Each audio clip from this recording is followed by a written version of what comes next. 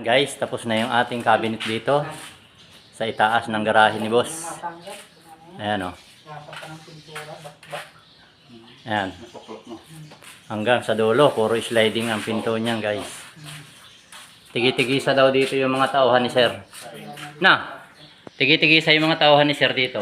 Ito o. Tama, apat yun eh. Oh. Ba yan? Oh, kasya ka dito nakahiga. Ay, wala naman ano yan eh. Pwede mo sa pamon din eh. I-slide mo nga yung ano. Pamalaslag lang. Ayan. Oh, ayan. May mga takip pa yan na Kaya pwede laba. hanging bed. Hanging bed to guys. Ayan o. Tatalaya. Ginawa mo ng kami kalapate.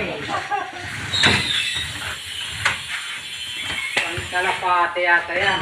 Oh. Ayan. Ayan.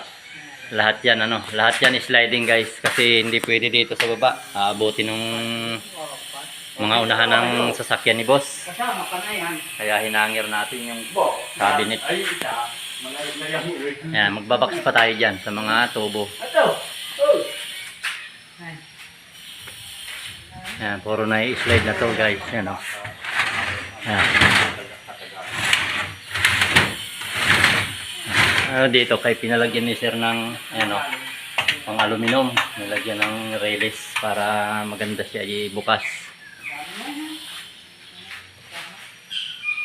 Ayan. Okay. Finish ang hanging bed. Hanging bed. Finish na yung ating hanging cabinet. Pwedeng hanging bed kasi mahaba naman siya guys. 2 metro yan oh. Dalawa kayo. Kaya kayang-kayang humiga dyan. Yan, shout out po sa mga karpinterong magagaling din mag-cabinet. Shout out sa inyo lahat.